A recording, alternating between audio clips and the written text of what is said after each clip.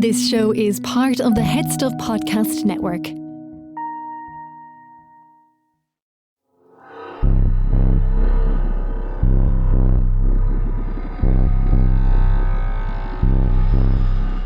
I'm Connor Reid with words to that effect.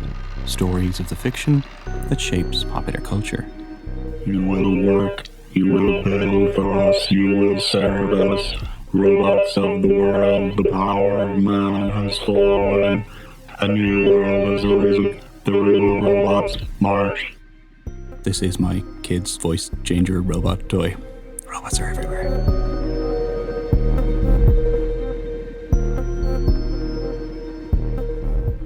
A few years ago, I went to a play in Dublin in the Peacock Theatre, the smaller theatre space in the Abbey, Ireland's National Theatre.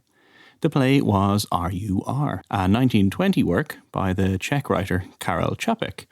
Although very successful in its day, it's not a play that tends to get performed that often anymore, or at least not in Ireland anyway. Seemingly, the last time it was at the Abbey was in May 1929. So it's probably fair to say that your average theatregoer had not heard of RUR or Karel Čapek when it was performed there. You may not have heard of it either, unless, of course, you're a science fiction fan, in which case you're probably aware that RUR stands for Rossum's Universal Robots.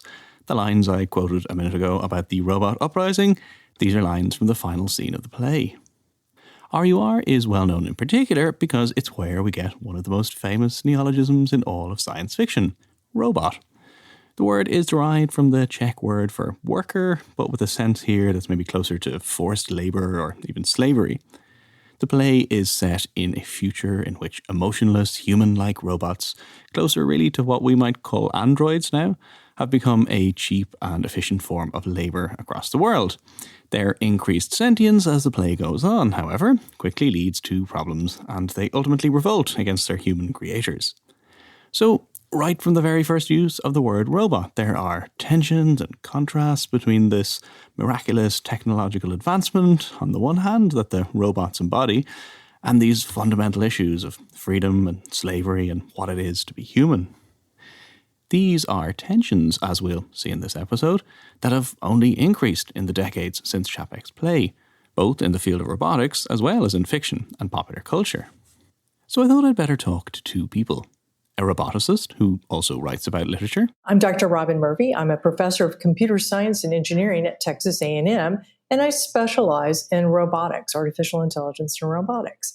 But I also love science fiction, and I write and blog about the interaction between science fiction and robotics and real robots. And a literature professor who's worked and published extensively on robotics. So my name's Teresa Heffernan, and I'm a professor in the Department of English Language and Literature at St. Mary's University in Halifax in Nova Scotia, Canada. And I work, one of my areas anyway, is on robots and AI in fiction. Now, robots were not invented by Čapek by any means. There's a long history of various types of automated or mechanical or artificial people created by humans. You have plenty of animated creatures in classical mythology or tales like the golem from Jewish folklore, an animated being made from clay in the most well-known version of the tale. In the 19th century, there is, of course, Frankenstein's monster, as well as plenty of creatures powered by steam and then electricity. Many of these are what came to be called Edisonades, stories inspired by and typically starring the renowned inventor Thomas Edison. There are distinctions, of course, between all of these.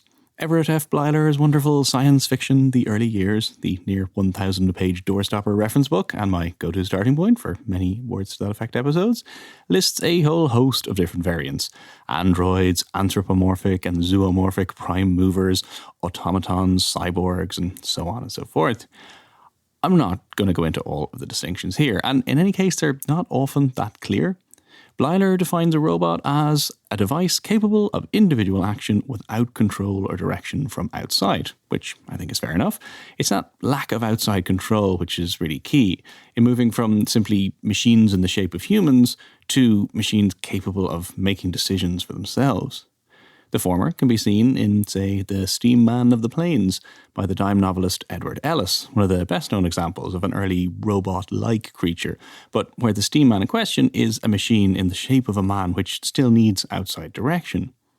There's more autonomy in a tale like The Future Eve by the French writer Jean-Marie Mathias Philippe Auguste Comte de Villiers de l'Isle Adam. Those aristocrats and their names. This is the work credited with introducing the word android, a story in which Thomas Edison, again, creates an artificial woman. Which brings us back to Carl Chapek's RUR, Rossum's Universal Robot. Rossum's Universal Robots. That's Teresa Heffernan again. And Chapek explains in this 1923 interview, and I'm just paraphrasing here, that, the older inventor, Mr. Rossum, is actually a product of 19th century scientific materialism. And his desire to create an artificial man is about proving God unnecessary and absurd.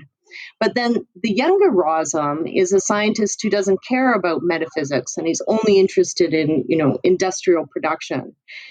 And Chapek warns, he says, and this is a quote from him, "Those who think to master the industry are themselves mastered by it.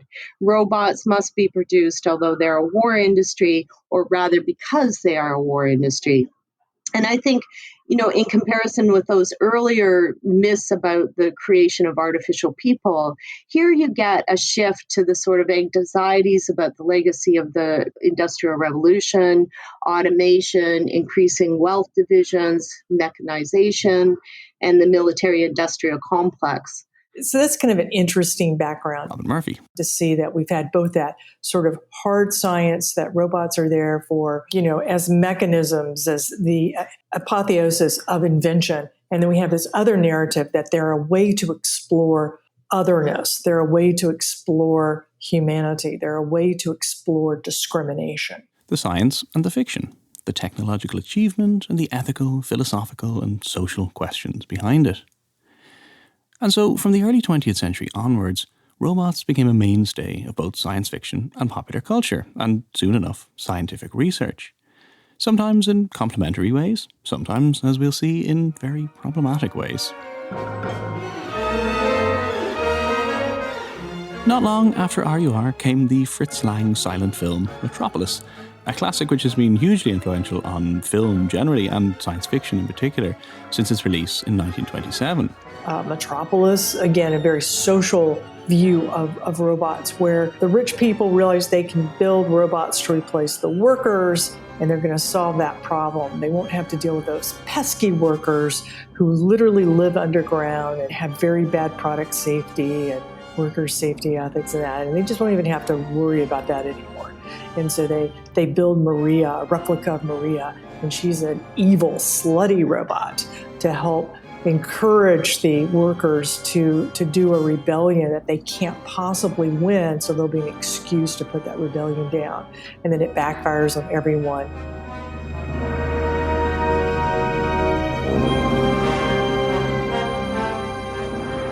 From there, you have robots in all sorts of science fiction stories, particularly in the pulp fiction magazines from the 1930s onwards. Then, perhaps most famously, there's Isaac Asimov's robot stories, the collection I, Robot, and lots of others. From these stories, we get Asimov's famous 3 laws of robotics. A robot may not harm a human or, through inaction, allow harm to come to a human. A robot must obey orders given to it by human beings, except where such orders would conflict with the first law. A robot must protect its own existence as long as such protection does not conflict with the first or second law. And the big pivotal moment, and of course, Asimov had been writing the iRobot stories back in the 40s, mostly coming from the use of robots for the nuclear industry. Because during World War II, we're having to handle nuclear material, and you can't do that as a human. And so building these teleoperated Waldos, right, these force-reflecting manipulators, which Hyland wrote a story about called Waldo, and of which everybody who uses them calls them Waldos as a result, because self-reflecting force manipulators, it just doesn't really trip off the tongue. So you saw that, and that, again, that idea that whole entire processes would be taken over by robots. because it was so unsafe for a human to do that. And what would that mean? And from Asimov onwards, robots have become a mainstay of popular culture, taking on a whole array of different forms. And then later in Philip K. Dick's Do Androids Dream of Electric Sheep, that of course was the basis of the film Blade Runner, you have androids who are built as labor and servants, but they inhabit this degraded world due to radiation contamination from nuclear war. And in that, in Dick and then also in Blade Runner, you're never quite sure about that boundary between the human and the robot and the android. In the first Alien, which is 1979, you have Ash, who's an android built by a corporation, but Ash views the crew as expendable. But then in the later Alien series, Bishop is an android that turns against his makers and ends up siding with the crew. So that in turn is opening that possibility of turning tech against its makers. And then, of course, there's a whole other tradition of fiction and robots, as friendly or heroic. So you get Astro Boy in the Japanese anime series, and C-3PO and R2-D2 in Star Wars, and Data in Star Trek, and Rosie the Robot in the Jetsons. This promise of technology as offering us all this leisure time. So we have robots as high-tech labor-saving devices and as usurpers of human jobs. Robots as distinctly other and as indistinguishable from humans. Robots as a means of questioning what it is to be human and highlighting the ethics behind the creation of artificial life. There's a lot going on here, and these are fictional robots. We haven't even got to the real-life ones yet. But this is important. Fictional robots are not real robots, much as we might like to think of them in the same ways. This is something that Dr. Heffernan has spent a lot of time trying to pick apart. But I started to notice in the media and in academic and popular science journals references to fiction, particularly in the discussions of AI and robotics. And it was if fiction was coming true, and you saw a lot of headlines like that in the media, oh, look, another science fiction comes true. And I thought, well, that's just not how fiction works. So I spent a couple of years visiting robotics labs in the US and Japan. And I even stayed at the Robot Hotel in Uitenbosch, which is in Japan. And I talked to a lot of people in the... Wait, sorry, back a second. What's the Robot Hotel? Oh, you haven't heard of the Robot Hotel? So it's a robot hotel. So I was there, when was I there? In 2015, I think. And it got tons and tons of media attention. And the idea was that, it was this robot hotel and it was all staffed by robots, and that this was the future of the hotel industry. So I went to stay there. It was all very gimmicky, and you could see right from the beginning that it was really about having the humans, as this technology so often is, about getting the humans to do all the labor, so it was like a glorified kind of automated check-in. In 2019, the hotel made headlines again when it laid off half of its robot staff. Seemingly lots of them just didn't really work properly, or they were just very annoying. The Velociraptor robots at check-in weren't actually able to check people in properly, and the concierge robot couldn't give guests information about nearby attractions. Lots of the robots have now been replaced by humans. There was this little robot in my room called Cherry-chan, and it started talking, and it was speaking Japanese, of course, but it started talking in the middle of the night. I just about jumped out of my skin. And then as I was trying to turn it off, all the lights kept going on and everything was automated. It was just like a nightmare. I was, I was really it was a strange hotel. I can't believe I'd never come across this place before. Anyway, returning to the robots of science fiction and science fact. And I talked to a lot of people in the field of AI, and I was trying to sort out the fiction from the science and to investigate some of those claims about human-like machines. And I think everywhere now that I'm looking, fiction is used to market the industry of AI and robotics. And I want to reclaim fiction as fiction. So, fiction as allegory and metaphor. In other words, not some literal future. Fiction, by definition, it doesn't come true. It's not prophetic. And fiction is the place of the impossible, and it's the place of the fabulous. And when science fiction is just conflated with science fact, you get tech propaganda. And then you get this whole promise, of things like autonomous, super intelligent machines, and you get predictions of the singularity where humans and machines are supposed to merge, and we're all supposed to fly off into the cosmos, and we're all going to be immortal. This is a whole other world, transhumanism. In fact, I did a whole episode about it, number 16. You can check it out after this if you like.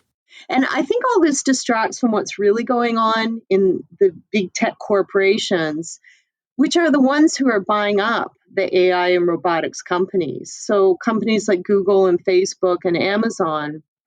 And what have they been doing with it? Well, they've been amassing huge amounts of wealth and power by stealing private data and selling it. They've contributed to the spread of misinformation and conspiracy theories with algorithms that favor sensationalist content over fact-based arguments. They're investing in a kind of platform capitalism and the Uberization of work.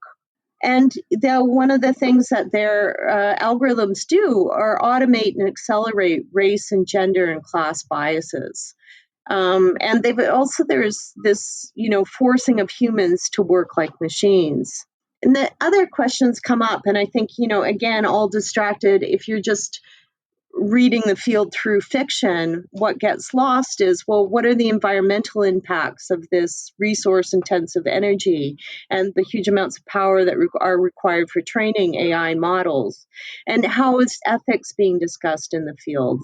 And what does the future of warfare look like, given the massive investment of the military?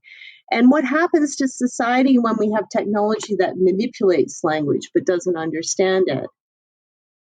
Science fiction can be a powerful tool to understand the world around us, but not if it's reduced to propaganda. Many scientists, of course, have been influenced by science fiction, but Dr. Heffernan, not unreasonably, worries about a complete and utter misreading of the source material. You have a whole scientific advisory board that advises Hollywood on getting the science right in Hollywood films. You have no equivalent of scientists expected to get the fiction right, and when I say get the fiction right, I mean, how do they read it in the kind of cultural or historical context? How do they understand allegory? How do they understand figurative language? And there's no attention to that aspect of fiction when it gets used by scientists.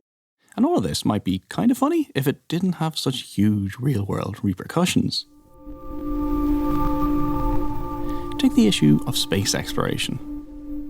I look at Jeff Bezos, who's head of Amazon, and then Elon Musk, and they both attribute their interest in their space ambitions with Star Trek.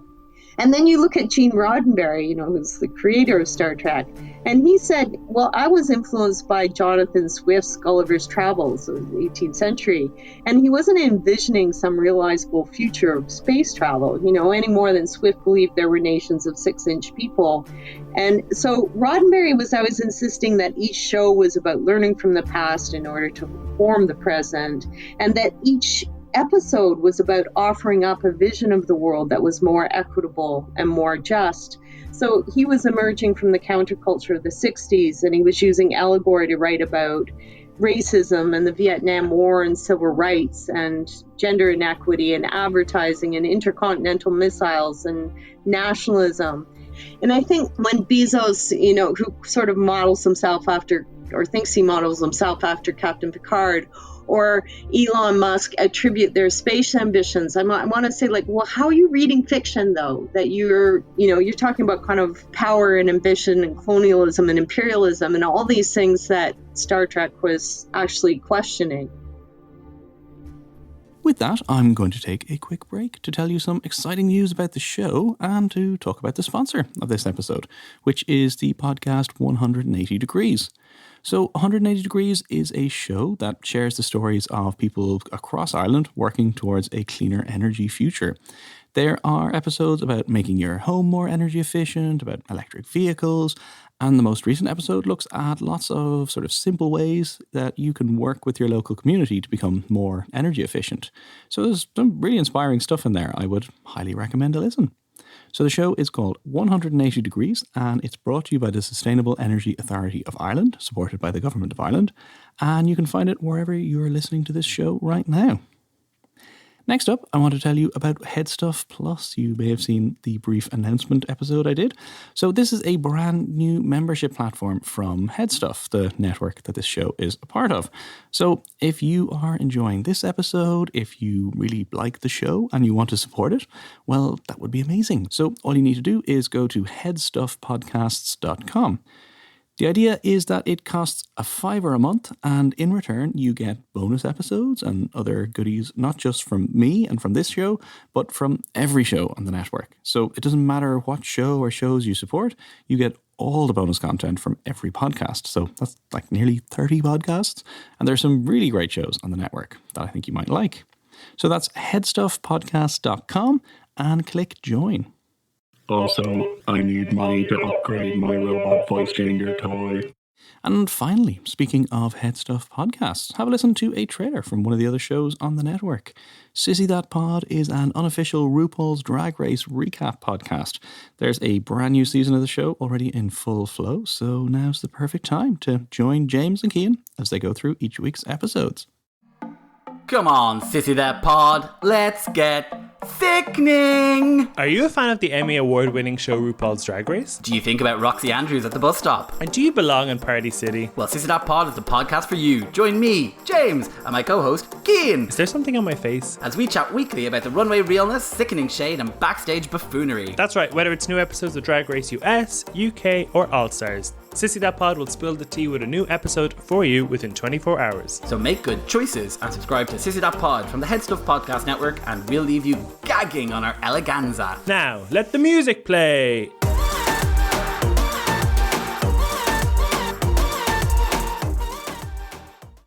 Back to the robots.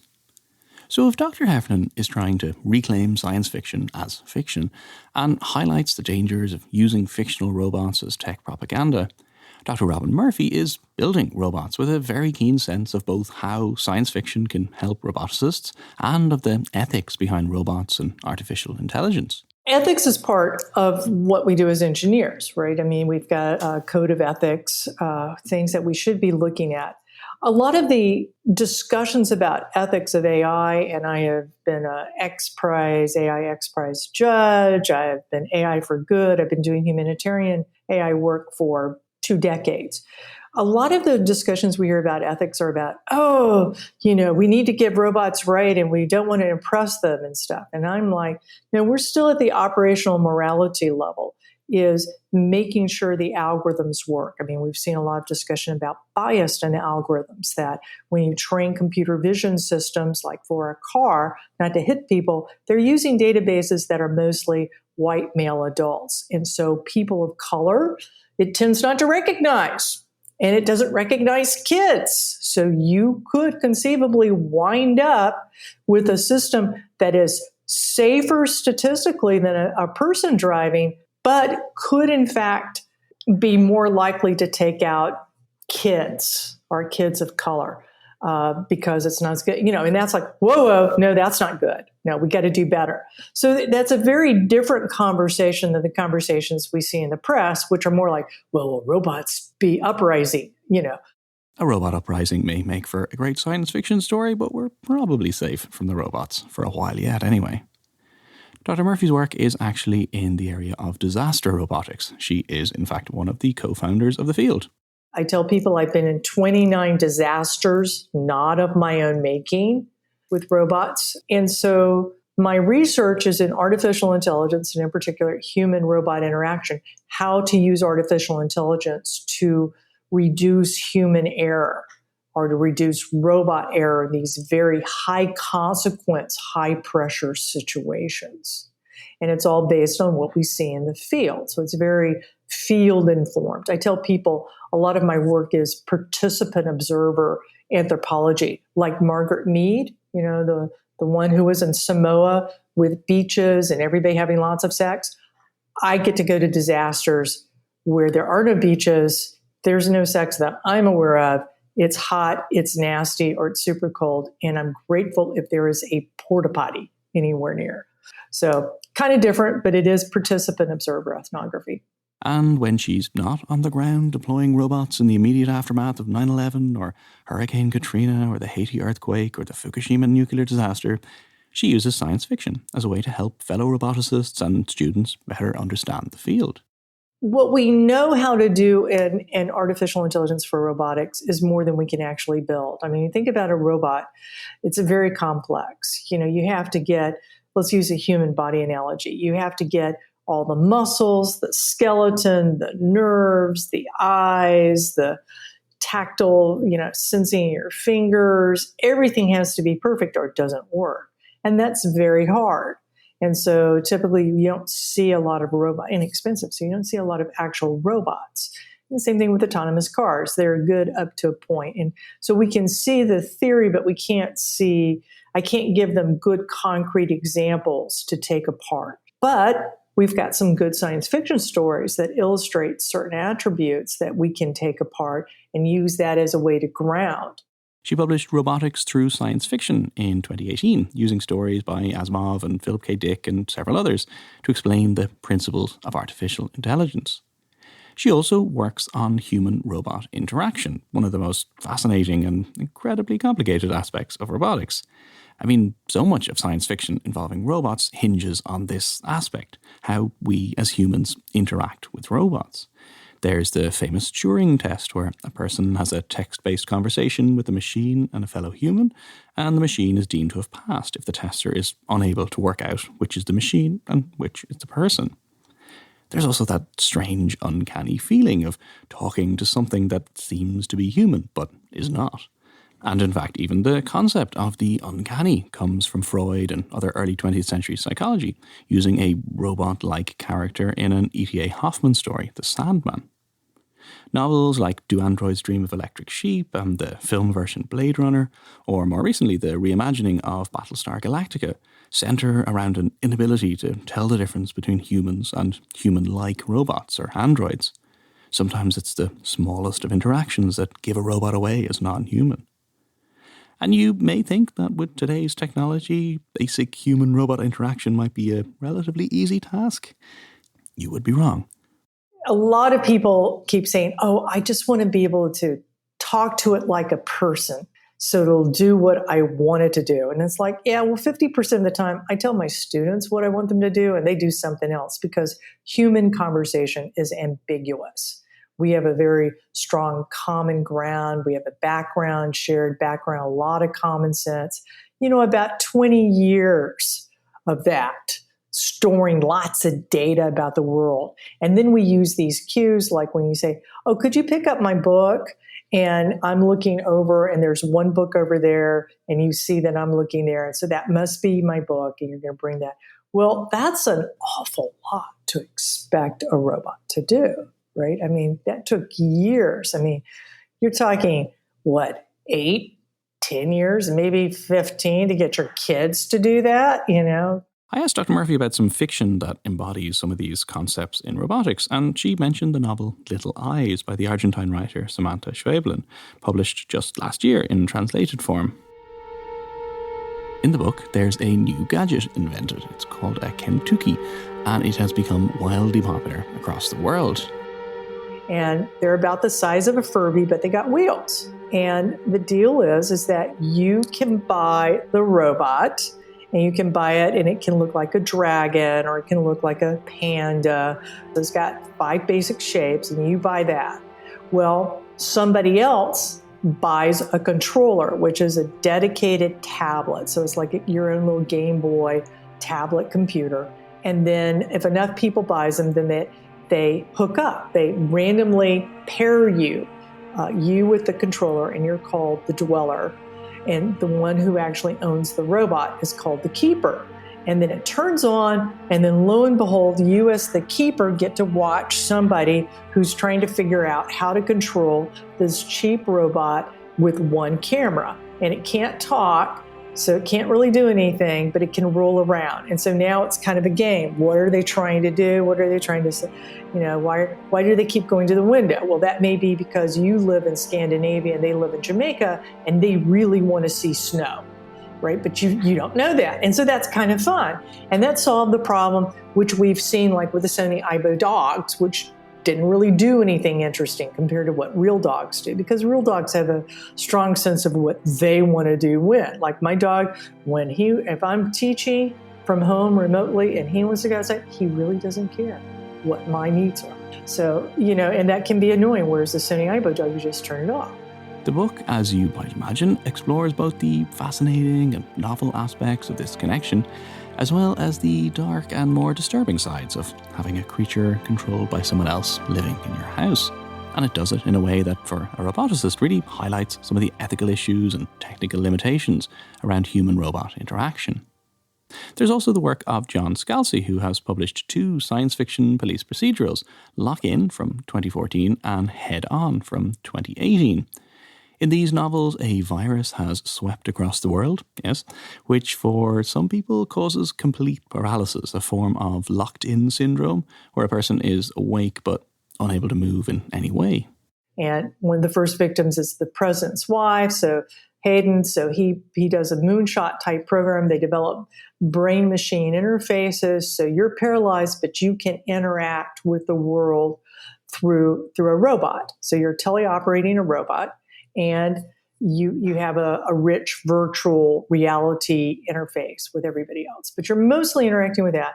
And some people don't like the Haydens and the Threes. So they call the robots C-3PO because they look kind of humanoid and they're kind of annoying. So, what a perfect name. And so as Chris, the main character, jumps from robot body, he's an FBI investigator, a precinct that doesn't like him just hasn't bothered to recharge his body. So he can't do anything when he gets there. And you see that some of the handicap access, isn't handicap accessible, so he can't get his robot body there. And so you're seeing that kind of discrimination. And what does that mean when you're in a different group? How does that play out? And so I think that was one of the very fun, realistic discussions. So the robot uprising will not be happening anytime soon.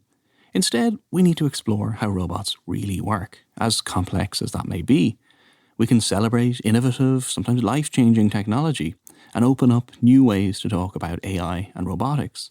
But we can also look to the best fiction to act not as a marketing exercise for big tech companies, but as a way to explore all sorts of questions about our identity and our humanity.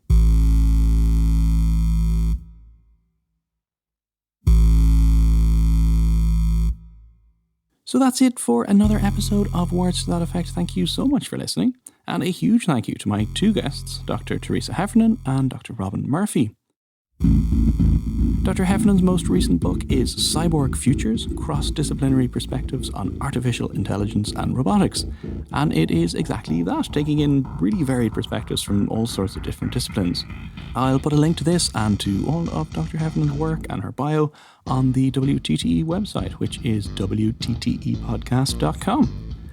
Dr. Murphy has a TED Talk on the area of disaster robotics if you're interested in learning more about that, which you can watch at TED.com, or you can have a look at all of her different work at her website, roboticsthroughsciencefiction.com.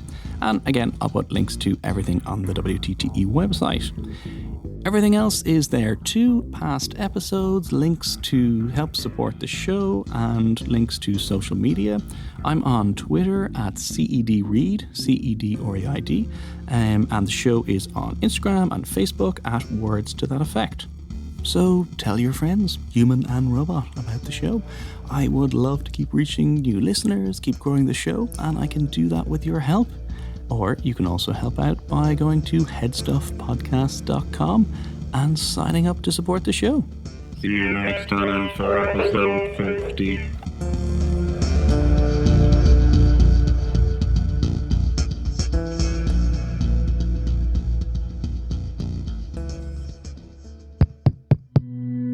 This show is part of the Head Stuff Podcast Network, a hub for the creative and the curious. Shows are produced in association with Headstuff and the Podcast Studios Dublin. Find out more or become a member at headstuffpodcasts.com.